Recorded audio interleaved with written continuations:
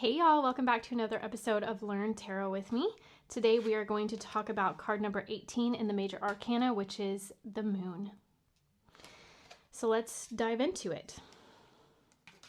Something I've noticed is all the wolves that I have seen on this one. And I looked it up before we did this, just because I didn't notice anything about it whenever I was researching it.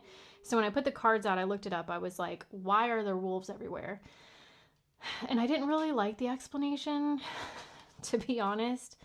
It didn't make a whole lot of sense to me, but it was basically just saying like, it's about our instincts and our instinct of fear, basically fear of the unknown. Because the moon card represents illusions. It's our inner fear. It's our intuition. It's the unconscious. It's uncertainty.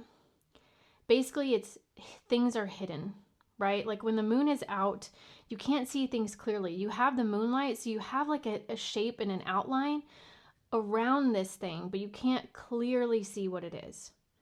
Okay, so this could mean like enemies, insecurities, falsehoods, a dark night of the soul, lacking clarity.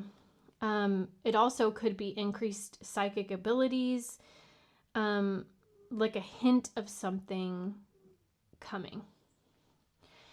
In love, this can mean hidden information, uncertainty, unconscious emotions around the relationship. Astrologically, this sign represents Pisces, which makes a lot of sense to me. From what little I know about Pisces, it is a very emotion-driven astrological sign.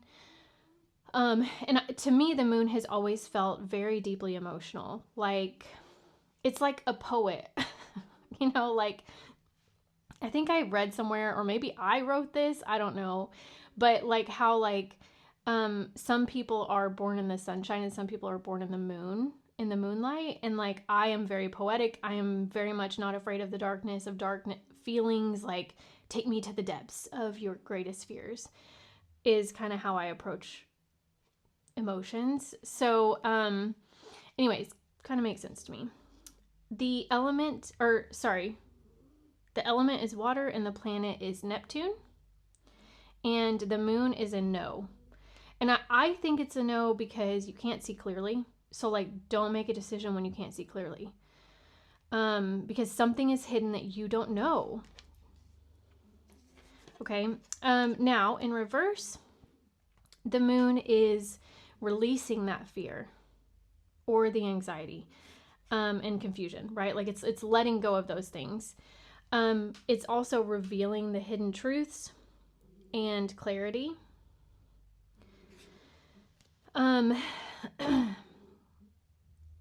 So before I read the Mythos Tarot, because y'all know I like to read the Mythos Tarot description of this, of these cards, the Lord of the Rings. So I was thinking about it and I was like, man, this one's actually like kind of hard to do because like the entire freaking movie, like the whole moon, to me, like the whole book, like the whole premise of it is about this darkness. Okay. So I was like thinking about Galadriel, and when she said, a darkness crept back into the forests of the world. Rumor grew of a shadow in the east, a sleepless malice. To me, that represents the moon in one aspect. Not everything that is hidden is going to be negative like that. But, it's not going to be some deep hidden Sauron that is like terrible. Sometimes it is. Sometimes it could be a hidden positive thing that you don't see coming as well. Like if you're going through something really hard, maybe the hidden thing is the positive outcome that's going to lead you to these other steps in a chain event that you just can't see right now. So let's get into the moon. So this is Selene, goddess of the moon, sister to the god of the sun, Helios, and goddess of the dawn, Eos. Selene was a personification of and Titan goddess of the moon. While multiple other goddesses were associated with the moon, Selene was frequently represented as being the moon incarnate. When Selene appears in the sky, she signals that all is not as it seems. Fears and illusions may be clouding your vision at the moment, leaving you in a time of uncertainty. When this card appears in your reading, be wary, as you may find out later that you only have half the information needed, and hasty decisions may be your downfall. Listen to your intuition and allow Selene's serenity to lead you to higher levels of understanding. She may be present in your dreams, communicating with your powerful unconscious mind. In a relationship, things may look happy to the outside world, but Selene's moonlight will highlight the imperfections. This is an opportunity to grow, as Selene herself did. Try to open up stronger communication to make sure no information has been missed, and that nuance and intention are understood. If you are single, be wary of potential deceit or a misunderstanding with others or with yourself. In reverse, as Selene falls lower in the sky, she brings a release of fears and anxiety. Entreat her to assist you in energy clearing, as she is a willing partner who may provide it to help you find clarity. In general, you will feel a lifting of energy as light begins to return to your sky, and life begins to feel a little more stable after previous turmoil. Make efforts to identify and address your fears and anxieties, reaching out for support if necessary. As you enter the dark side of the moon and are creatively, good Lord, inclined, you may feel a block in place that may blur the lines between reality and fantasy, especially if supporting cards are negative. Selene's final beams of moonlight will shine light upon lies, unveiling them. Within love, this can be the truth of your relationship coming to light. It can also be external deception or a lifting of any deceptions you may be telling yourself about how you feel towards someone else. So,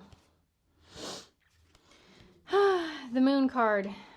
To me, it is the unknown. It is our fears. It is our illusions. Another thing that popped in my head too is like, you know how in moonlight you can be laying in bed and if you have your window open, you may see like a dark figure in the corner, but really it's like a jacket that you put hanging on the back of your door that you forgot about. But it's not actually a dark, scary creature. It can also mean that as well. So sometimes it is a dark, scary creature. Sometimes it's not. The whole point of this is you don't know. So that's my takeaway from the moon.